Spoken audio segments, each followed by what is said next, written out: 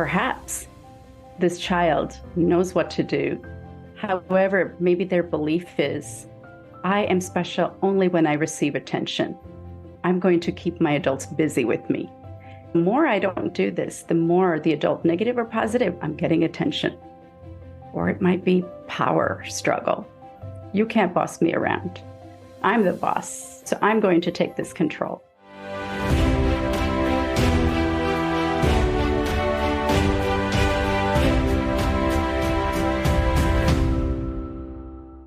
Hello, everybody. This is Madhuri here.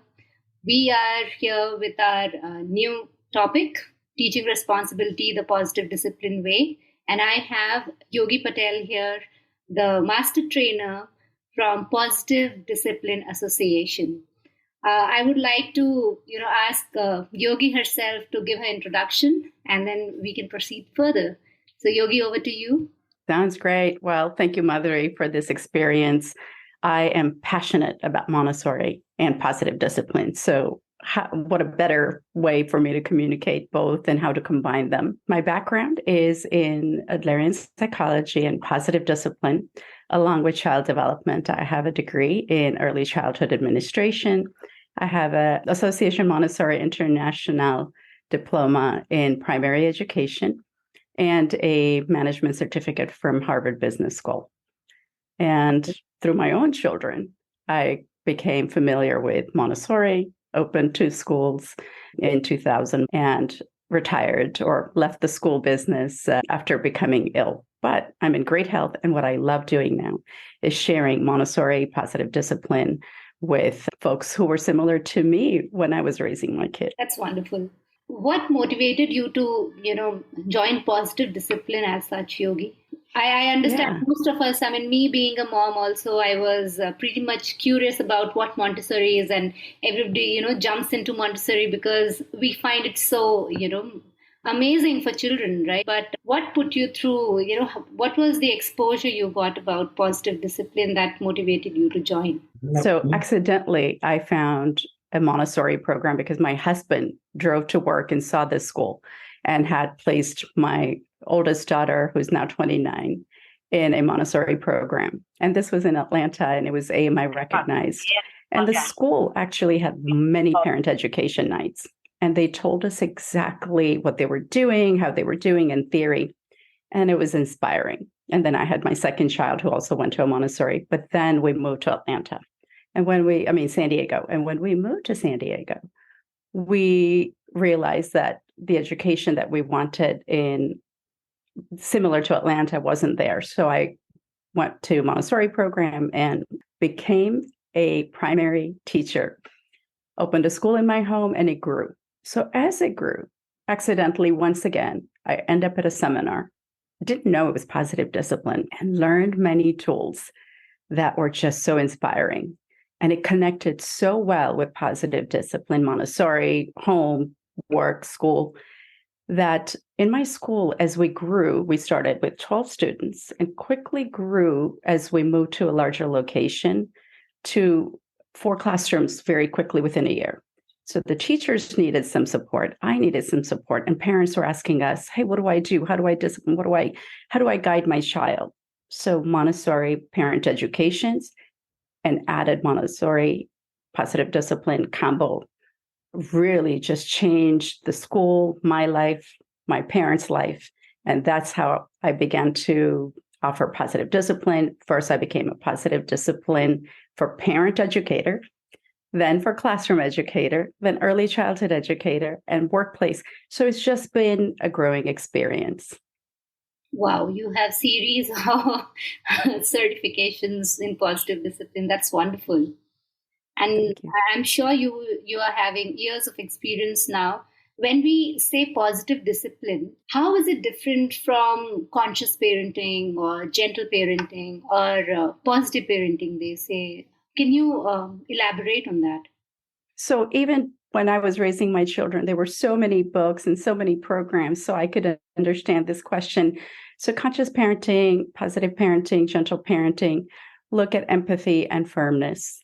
Positive discipline was founded by Dr. Jane Nelson by the first book in 1981. Dr. Lynn Lott and Jane Nelson wrote their first book. positive discipline. And it's based on Adlerian psychology and looks at cooperation and problem solving skills. We're looking at behaviors that we have and understanding that behavior and looking at skills that we can develop in our children that is long term. All right. So we generally say, right, children's relationship with their parents undoubtedly influence their development, right? Be it social functioning or their school achievement or their mental health, anything is directly linked with how their relationship or their bonding is with their parents. So, what can parents do to build that, kind of connection when you're saying kind and firm kind of connection with the child? So, how do a parent do that? Well, many parents are doing this so beautifully, right? Creating routines, spending time. Nowadays, this is a little bit different than when I was raising my children. We didn't have cell phones. So that's the first thing. We tend to be like, yes, honey, but connecting, really just connecting and spending that time, having story time, right? And telling stories, not just from sometimes the books, but just from our past experience. Storytelling is one of the greatest way, and modeling. So in positive discipline, we speak about modeling children, as we know, 0 to 3 in Montessori, we speak about the unconscious absorbent mind. Children are picking up all the information from their environment. Yeah. And 3 to 6, they connect with this information. So when they're watching and learning, their mirror neurons are firing and they're just watching and mimicking. Modeling is the first thing. Modeling the behavior we want and breaking things down age appropriately and just showing them. It's all about, you remember this excitement, as you know, the toddler's like, I do it, me do it. And that goes on till 6. And then hopefully we're not saying, no, that they just stop asking, but we're saying, oh, that sounds like a great idea. Maybe we can do it now or later. Or what do you think? And asking them what they think, including them in just day to day. That's one of the ways that I think we can create some of that resiliency, mutual respect, and encouragement, which is what positive discipline is all about. Yeah, I can so well relate to it. In fact, recently I had this parent, she called me and we were talking about her child, and she was saying that my daughter, she is very less expressive. Even though we talk, she has vocabulary, but when it comes to expressing herself in right words, she finds it very difficult. So this is what I was asking her. Do you share your emotions with her? Do you talk to her? She said, no, I just ask questions. I said, you have your answer there. Unless and until the child doesn't know how to express herself through you, how will she? You have to model, right? How will she learn all by herself? She may feel sad. She may feel unhappy about something. She may feel excited about something, but she can only express it when she knows how to express it. And that comes from parents. That comes from the adults that are there in the environment. So yeah, it makes so much sense that modeling is critical for every adult, every parent that has a young child around them. Yeah, and children are making beliefs, right, about themselves, about the world, and everything around them. So, I am, others are, the world is. So at this time, their experiences are so limited. And you're right. It's like, I'm feeling frustrated. So frustration is the word that we often use. Yeah. But what's really below that frustration? We can go to the sad, mad, and glad. But when we can expand that, like other parts of the word, sad, yeah. Are you disappointed? Are you exhausted and tired? Or are you feeling that you're hungry? Like those are all ways to get to the feeling. So what is it that you're feeling? And when they have that feeling, you're so right. We're able to have the child, when you name it, you tame it. We've all heard it. So when the child is able to express themselves, and when they can't, when we can't express ourselves, how do we feel? I know that I have hearing loss, and sometimes when I can't hear, my forehead gets crinkled and I'm like really intense. How can children express some of these emotions or find different ways to communicate with us that they want to share? And they sometimes share that through behavior. And then we want to stop the behavior. And in positive discipline, we're always looking at problem solving and doing this in a mutually respectful way and non-punitive way.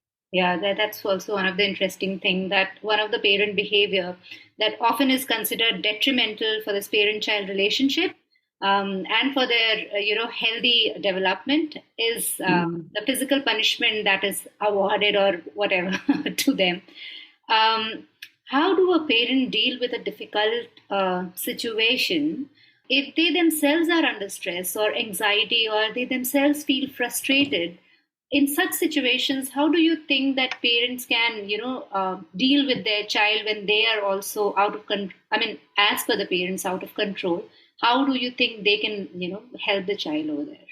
So, without elaborating too much about it, Dr. Daniel Siegel speaks about brain in the palm of the hand, right? So, the lower brain, the flight, fight, freeze, the emotions, that the amygdala, and then the cortex is the brain model, and frontal cortex. This is where critical thinking happens, and then the cortex.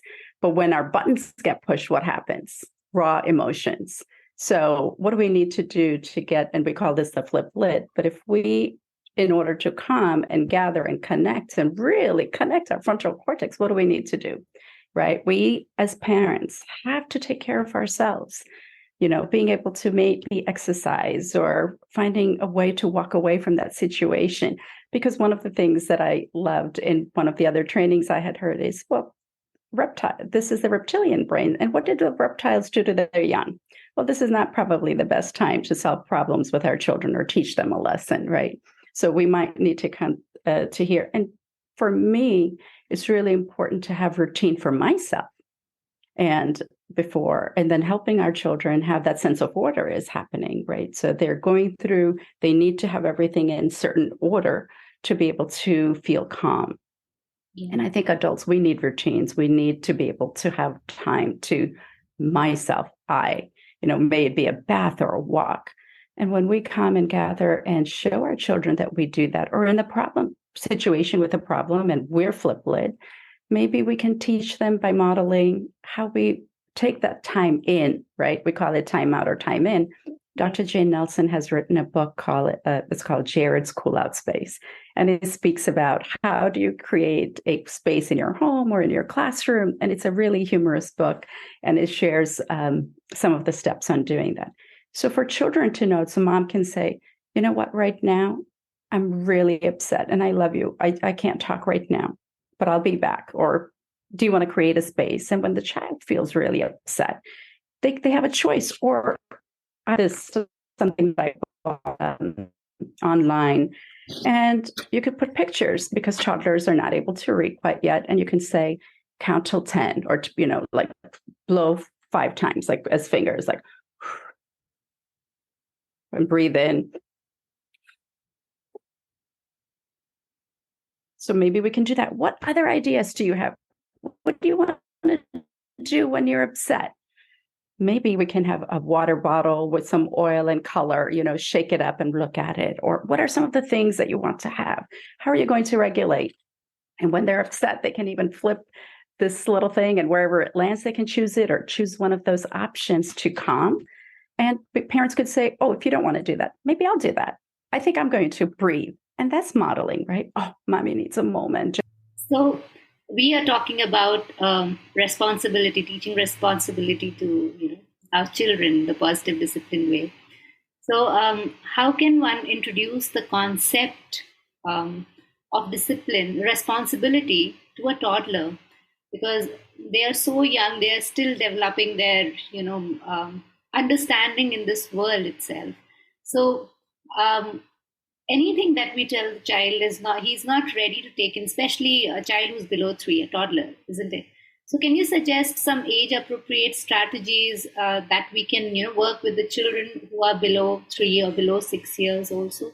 So toddlers, they're sponges and want to help contribute. One of the ways that I know that I worked with my children when they were younger is we wrote down all the things that we do. So we said, what do we do in the morning to get ready for school? And then I would write it down, or you would draw some pictures, and then creating a routine chart. Like, this is how we're going to do this. You wake up. What do we do first? Do you want to help every day make your bed? Let me show you, taking the time for training and helping them create this, putting the bed sheets properly or whatever that might be. Oh, and then what do? You get dressed. So maybe what can we do to pick your clothes? So it's not in the morning when they say, no, I don't want this one and that one. And negotiation begins because I want you to stay here so we could have this special time. But having some of those strategies, so inviting children to do a lot for themselves instead of us helping them over and beyond, and creating a routine from it. And what I'd like to say also, when they make that bed, it's good enough. So we don't go back and correct it, because then the children are going to be demotivated, discouraged from trying that again and again. So child size, remember, it's 2-year or 18 months, they were helping at their own stage, having cut flowers around the house or going to the garden and picking flowers and having some vase around so they can just put water and flowers in our home. That's contribution. When we're cooking, for example, and they're able to help us chop. Once we do some of these beginning stages of work on showing them how to, we can get into now every day, what would you like to help with? Who wants to this week be in charge of making all the shoes are in the shoe place? This is, who's going to help us set the table? Who's helping with the laundry folding? Who's going to take care of the socks? Who's going to make the towels into squares and then rectangles? So these are some of the ways we can incorporate and give them responsibility. And that means responsibility. So who's responsible? The child. And when we say you're responsible, we have to walk away. We have to put our hands down and say that overcorrection mode, right? The perfection parent. But having to remember that we've had at least 20, 10, 15 more years ahead of them. So we've, evolved and we've got these skills, but the children are just beginning. So good enough. Absolutely. I see that in my nephew. He's with me right now, and he's 2 years old. So everything, we just have to tell him. Now we just set a routine for him where every morning when he wakes up, he removes his clothes and puts it in the laundry basket. Now we don't even have to tell him. He goes, the first thing that he does is picks up those clothes. Even if it's a fresh cloth, he doesn't care. He just collects them and then puts them in the laundry basket because it was placed in a spot where he always goes and collects them. So I can totally relate to what you're saying, because it's the children have the order, the sense of order at this age, and they are pretty much fascinated by that order. They are everything that is there in order attracts them somehow.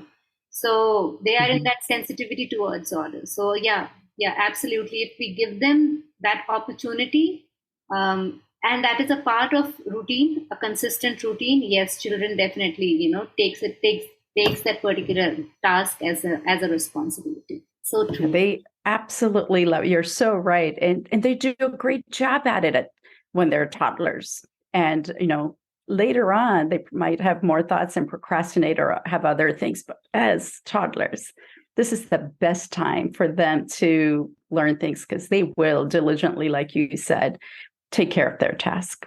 Yeah, that's so true. There is this question that I constantly, hear from parents, and that's, I ask my child, and I have done so many times the same activity with my child. But once I ask the child to do that activity or the task alone, they don't do it, or they do it only once I start nagging them. So how can this be, changed in a young child, especially? This makes me smile, because now we're looking at behavior, and it's Dreikers wrote about it, who worked with Adler, and Dr. Jane Nelson at Positive Discipline. We speak about this, understanding behavior. So perhaps this child knows what to do. However, maybe their belief is, I am special only when I receive attention. So I'm going to keep my adults busy with me. So more I don't do this, the more the adult, negative or positive, I'm getting attention. Or it might be power struggle. You can't boss me around. I'm the boss. It's, so I'm going to take this control. Or it could be revenge. I'm hurting. Validate my feeling. Maybe we are overcorrecting or whatever might be going on. And what they're saying is, I'm hurting and I want to hurt back. Or they give up because assuming inadequacy. I just can't do it good enough. So I might not try. So what are some of the things that we can do? Break the task down. Perhaps if there is overcorrection, or maybe we are taking control, but it's their error, control of error, problem solving, because they're making the mistakes and they're learning from it. None of us are walking the way we do without practice and falling. And if we saw falling as a mistake, we wouldn't have learned. And children are constantly doing different things and they're learning from it. But if we overcorrect or overhelp, what is going to happen? Similar to that butterfly that we speak about in the cocoon, the boy is looking at this cocoon and the butterfly is spinning. And if you help it, the butterfly falls to the ground and hasn't had enough time to pull the moisture out of the wings, and it's unable to fly. So the struggles are actually amazing. Those wings are really getting strong, as we all know in Montessori, that we invite the children to have those struggles and knowing our role. What is our role? What is this behavior? What is this our babes need? Yeah, it's us. It's us. We just don't realize how we are affecting the child. Yeah, that's so true. Mm-hmm. And we're busy sometimes. So our subconsciously, like we're just walking around and rushing. And we say, do this, do this. However, maybe there's too many commands that we have of a child. They don't have the concept of time and say, you have 2 minutes to get ready. What does that mean? So are we bringing the child to this stage? And how could they come? And when they cry, we're like, I can't believe that you're crying. All I said is, so intention. What is it that we want? How are we communicating? Is it encouraging? Are we telling? Or are we asking? Did we make original agreements with our children on what's going to happen? And if they feel surprised, they're not prepared for this yet. And again, we're talking about toddlers. They're very, very capable. So sometimes we forget that they're just young humans trying to figure things out independently. That's very true. I read somewhere that in positive discipline, we teach a misbehaving child is a discouraged child. I read it somewhere. I think I read it today itself. I think it was quoted by Jane Nelson. And it also further explains that what might seem like a misbehaving child is actually an individuating child or a toddler. So who's just acting age appropriately. So could you elaborate on the concept of individuation? What does it mean? So children, like we said, all of us human beings, including children, this is Adlerian theory. Every person longs for significance and belonging. It's based on individual psychology. And when we don't feel significance and belonging, maybe in a situation, it could be in whatever that's going on, we tend to go in mistakenly. We try to fit in or we try to belong by showing some of this behavior. So I don't fit in. I can't put my shoes on. I'm going to have this tantrum because I need some help. I need things broken down. Or I am going to not put my shoes on because I want you can't tell me to put my shoes on. I'm not ready yet. Or it could be, I just can't put my shoes on because I need your help. So some of those things. So discouraged child is when they need help. It's like plant. And this is Jane Nelson's quote too. Plant needs water to grow, and children need encouragement. So when they are not feeling encouraged, there's low movement. They are stuck in this situation. So individual children need encouragement. They need our support. They need our modeling. They need that mutual respect. We keep speaking about it. And just looking at the behavior and sort of understanding what the children need. Because sometimes when children are upset or making mistakes, that's the time we try to teach them a new skill. Let me show you how to do it differently. And we forget that brain development and the emotion regulation tricks that are happening. So children need time and autonomy. They need time for learning. They need pace. When we have expectations, we could be discouraging them because it's not age appropriate. Maybe it's not developmentally appropriate. So we could have 3 triplets, and all 3 are going to be developing at their own pace. And we just have to kind of watch that and really wait. So it's not because Johnny next door or someone is beginning to do this, therefore my child should be, because they were born around the same time. And just having that expectations and inviting children to accept and invite them, just teach them the skill. Our job is, like the shepherd Maria Montessori said, parents are teachers. Our job is to observe. Let's say if you're on the hill like a shepherd, watch them. When they go close to the hill, bring them back. But other than that, just observe and watch and keep giving them the nurturing that they need. We spoke about kind and being firm. Many a times I have seen either the parents will be overly kind or overly firm. How can we, strike that balance where, it's not too permissiveness, neither is it too controlling? How can we do that? So in positive discipline, in our trainings, we have experiential activities, and that would be very much appropriate for this topic and many other positive discipline topics. But as adults, we're looking at right and wrong, good and bad. So if I ask everyone here, take a deep breath in. But I don't say take a deep breath out or breathe out. Neither are going to be really healthy. Yeah. So why do we think we have to be either too firm or kind? Or what do you think of when I say kindness? Sometimes we think, what do you think about when I say kindness? Gentle, soft? Yeah, gentle, soft, maybe understanding, sometimes to an extent that you are sacrificing your own personal, choices or priorities. And then the firm? Firm, being too strict. Yeah. So sometimes we can think either being too strict or permissive, or, kind and supportive. But if you're just this, but not this, right? So positive discipline, the way I can explain it is, it's kind to myself and the situation and to the other individual. Mm-hmm. It's and both. It's having that significance and belonging for both. So when we are firm, we are showing something. So here, this is our agreement. We're getting ready to go to school. Here are the clothes we agreed on.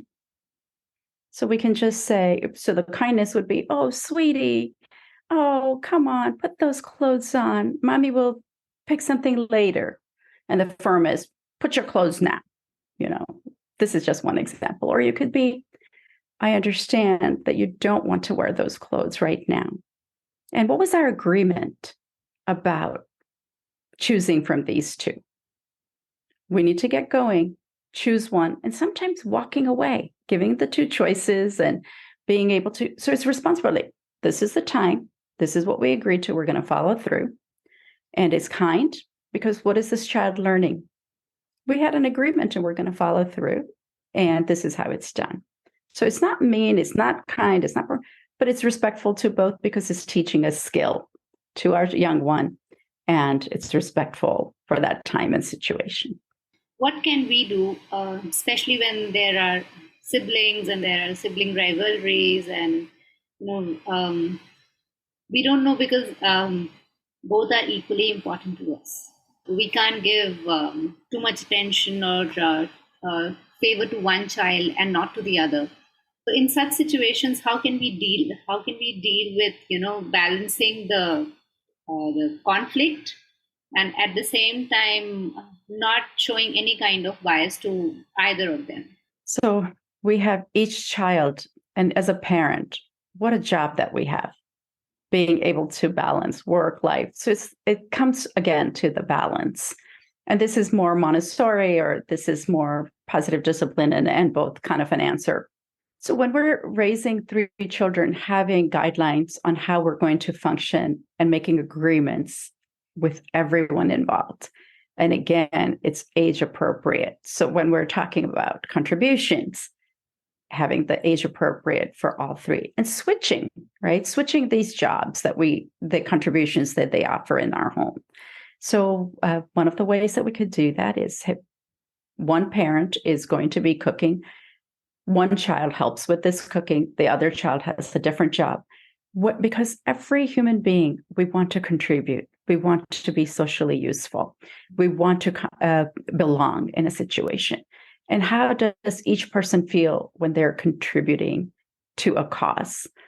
And special situations, so laundry. Children that are younger are learning matching colors, making shapes. So including in that, but the older child who knows where it goes might be able to put those things in a different room. And when the challenges occur, understanding the behavior, where is it coming from? And taking the time to train and giving the skills to the children that are age appropriate. And sibling rivalries happen. And I remember with my children, one of the things this wise man had told us is, remember, they're going to create, you have the scale and you have 2 children or 3 children or more. If you choose one side, what's going to happen? And what is that other child going to do next? So fly united. So if there are more than one parent in a home, fly united. Make sure you know as adults the discipline style that you're going to both embrace. Because if one is firm, one is kind, what's going to happen? So the kind person is going to have all the children going to them and they're going to be overburdened. Oh, they always come to me. But what's the message they're getting? And then more kind one person is, what's the other person going to do? Become a little bit more firm. Now, what did the children learn? I love it. Manipulation. They're going to go back and forth. So modeling, having agreements, having guidelines, and family meetings. Are we meeting regularly? Are we looking at things that are going well in our home? Let's be good finders when they're young. Let's find all the cool things everyone's doing in our home. And then when we have a meal, we're going to take turns in sharing what you notice someone else did. So instead of looking for problems in our home, now we're looking for things that are going well. So we're shifting the vision and inviting children to be more encouraging of one another. So chances are the sibling rivalry is going to turn into more appreciation. And of course, they fight because it's about positions. So Dr. Jane Nelson and Lynn Lott's book talks about birth order.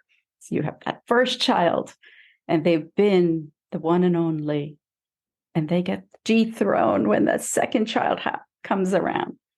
And they're the apple of our eyes. And what's going to happen from that older child? And then the younger one is like, look at me, and I am. And then you have the third child. Ooh. And then it depends on the age. They could be the youngest, or only if it's more than 5.5, 6 years of difference. So looking at the birth order is really important. And understanding all of this really helps us navigate how we can respond to their needs. And also understanding that every child, we can't help it. They're constantly observing the situation from their own lens and adding more and more different colored glasses based on what they're seeing and what they're interpreting on I am, others are, the world is. And they're going to show up. Wow. Parenting is so exciting, isn't it? Because if it was just every child just was obedient and did everything, and I think what sometimes I wanted, or we all want, is children to obey when we're exhausted. And that's the time they really show us something about ourselves. They teach us every day. Yeah, I see that with my daughter. And what is beautiful is when she is upset and she needs space, I would say most of the time, not all the time, but I definitely give her space, and it works. When I am frustrated, or when I am not in a space where I can give her right kind of quality time to her, or where I can be all ears to her, she gives me space. Mm. So yeah, I mean, I think it comes from that place of mutual respect. When Hmm. we want the respect, we have to give the respect and treat them equal when it comes to understanding each other. We just cannot expect ordering and then having a child who's just here like somebody like a puppet who's following just all the orders and has no say in whatever they're doing. So that's unfair, and yeah, that's not what we want our children to become as they grow. Yeah. So absolutely. You spoke about the mutual respect and it's that the firm and the kind and just looking at this whole modeling that we're doing. How are we developing this? What are some of these skills and how are they going to help them in the long run? Imagining all the things that we're doing when they're adults, all the qualities that we want in them, like life skills, maybe resiliency, critical thinking, problem solving. It's all happening right now as they're toddlers. And they don't know how to communicate with us and say, Mom, I'm feeling this way. How can you? They just can't. They can't communicate all of the feelings. So perhaps having those emotions we talked about earlier, and we could even take pictures or show pictures, right? Or make faces and say, let's see what happens when we're angry. What kind of faces do we make when we're angry or when we're happy? And having those pictures and they can identify, how are you feeling right now? Let's look at the picture. And when they can have that ability to do that and autonomy, that space, that moment to self-construct or take in the moment.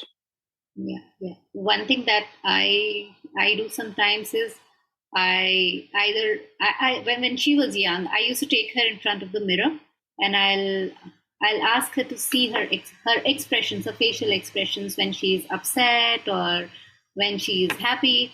Most of the time, when she was either crying or upset about something, I would just take her in front of the mirror and ask her to watch herself, and then I'll ask her to say, "Smile and see how your face changes." And Mm. that really worked. So now it's the other way around. When I'm upset or when I'm showing any kind of unwanted emotion in front of her, she takes me to the mirror and says, "Watch your face and just let me know how will it look if you were smiling." And I'm like, "Oh yeah, it's coming back to me." Our little teachers. Oh, what a Very joyful time to nice. have a toddler or any young child, though their challenges, Yeah. that's how they're learning. Wow. And they're teaching us. Yeah, now she's grown up. When she was young, yeah, that's what I used to do. And now when she's 11, she is doing that to me. 11. Yeah. We had a wonderful conversation and so many takeaways. I love the idea of family meeting. Mm. We do it, but we are not consistent. And yeah, I think every family should actually think about having these kind of meetings where we can have a time when we are appreciating each other's effort. Because I think, especially in our culture, I've seen it. It takes very hard. It's very hard for people to appreciate others' work, and it comes from family. Most often in our culture, I've seen if somebody does nowadays, it has become now people overdo it. Parents overdo it, and earlier it was not done at all. As in appreciation was not given.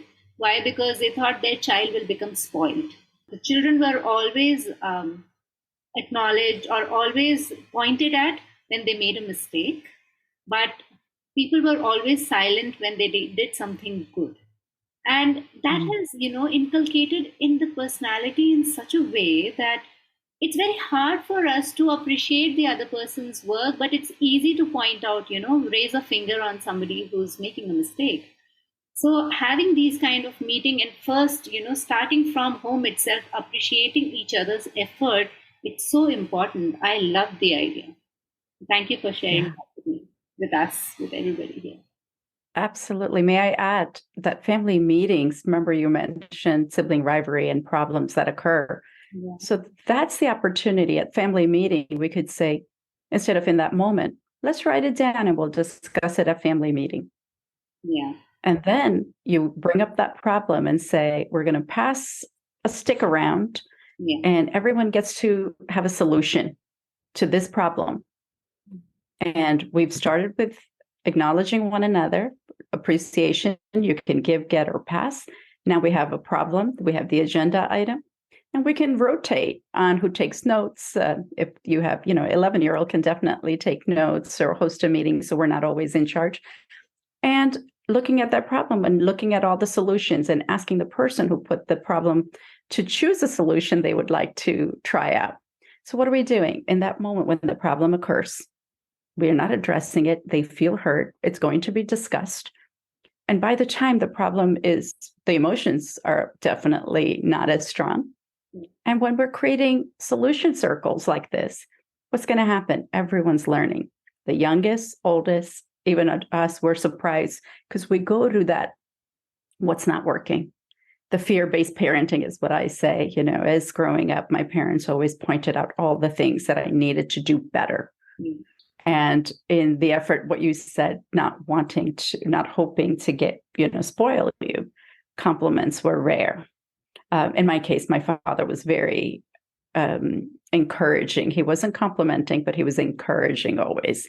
After we made a mistake, he always sat us down. However, because of the cultural aspect, I had learned to hide my mistakes. And even into adulthood, mistakes have become really painful. And that happens, as you mentioned, in childhood, because it's always, what can you do better? It's never good enough. The bar always gets raised, and you always feel like you're never going to achieve it. And then when you make a mistake, you're afraid that you're not going to belong or feel significant because they're going to judge you, that you start to not share or fib. Because I think, how do children learn to fib? Adler talks about, because the truth is unbearable because the consequences. So maybe lying is a safer route in that moment. And then we punish the children because they've lied.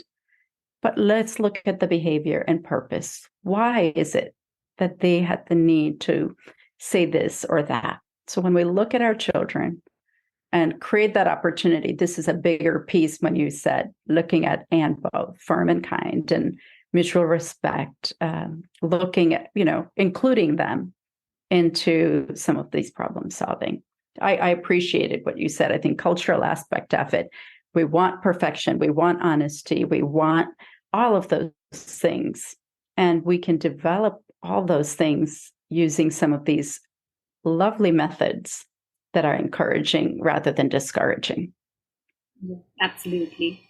So it was wonderful. We had a wonderful, set of questions and answers and our insights. I mean, thank you for your beautiful insights. I want to ask, how can we reach out to you, Yogi, if somebody needs to, have some, suggestions or just seeking a training from you? How can one reach? So there is a website this week. I'll be launching a new website next week. So current website is heartfeltparenting.org. Mm-hmm. And as of next week, we're going to have YogiPatelTTE.com. YogiPatelTTE.com will also have some articles of exactly what we spoke about, some blogs. There are some videos and all of the trainings that I am offering. So heartfeltparenting.org has a variety of trainings for early childhood educators, positive discipline in the classroom, teaching parenting the positive disciplined way, empowering people in the workplace, and much more. There is actually a session that I'm doing in December, and it speaks about creating the life that you want. And it could be your family, finances, love, work, so all aspects. Where are you now? Where do you want to go? And anyone who's taken the training with me in the past can join at no cost, and otherwise is $25 US. And then we will meet twice a year to make sure and help one another, make sure that we're accountable and what the goals were set. Because often we create this New Year goal and then we kind of forget about them. But in this way, we're going to be able to. So my job, what I love doing is planting the seed for growth like flowers. I love encouraging and empowering people. So what a better way to do it than just offering some of these tools. So I hope to speak and about these topics and see other questions as well. What a beautiful idea. I love that. Yeah, maybe I think we can create a better world together. Yeah, absolutely. When in December? So the December 9th is the session for Wheel of Life, creating the life that you wanted or would like to have. And next year, I'll be also hosting some coaching sessions for parents. There'll be 6 coaching sessions for parents. And first week, we're going to delve into exactly how to start creating some of these, routines or contributions in our home. And then parents will have a chance to practice for a week. And then the second week, a little bit more. And I'll be doing the same for teachers and leaders, because there are so many leaders, including school leaders, that are challenged on how do you create this balance between providing care for our children, our parent population, and to motivate our teachers at the same time. So social emotional learning, so important right now, especially after we've had some breaks due to COVID-19. And the work that we want to all offer is to support our children in any which way we can, to develop and to encourage and to provide hands-on learning, because nothing goes to the mind without using the hand. The hand is the instrument of the brain, Maria Montessori says. And how do we do that? It's not that easy. Sometimes we speak about it and say, oh, just do this. But there are things that happen in between, because children have their own goals and ideas. Yeah, that's so true. Yeah, and we have a good news for our Indian audience that Yogi will be flying down to India next year, and she's going to host a positive discipline course. I think both for educators as well as parents, right, Yogi? Yeah, if there is interest, we'll do parents, teachers, early childhood educators, as well as K through 12 school leaders or teachers. And if there is time or opportunities, we will do empowering people in the workplace. Yeah, amazing. So for leadership. Stay tuned, and we'll be sharing more information on that. I'll also be sharing Yogi's contact, just in case you want to reach out to her directly. And we'll work together. So thank you, Yogi. It was a wonderful session today, and so many new things that we learned. I mean, just not me, my entire audience. And I think everybody who's going to watch this video, I'm going to share this on my YouTube, and Yogi will also share it. So yeah, let's build more, people and have a better future. Thank you, Madhuri. Thank you for allowing me to speak about stuff I love, and I love talking about this. So I get energized. So my Saturday is going to be filled with energy. So thank you. Thanks, Parag, Parul, and Ramina for joining us, and everyone else who did as well. Yeah. Thank you, everyone. And you have lovely night or a day ahead. Yeah. Have a good weekend. Bye-bye. Bye for now.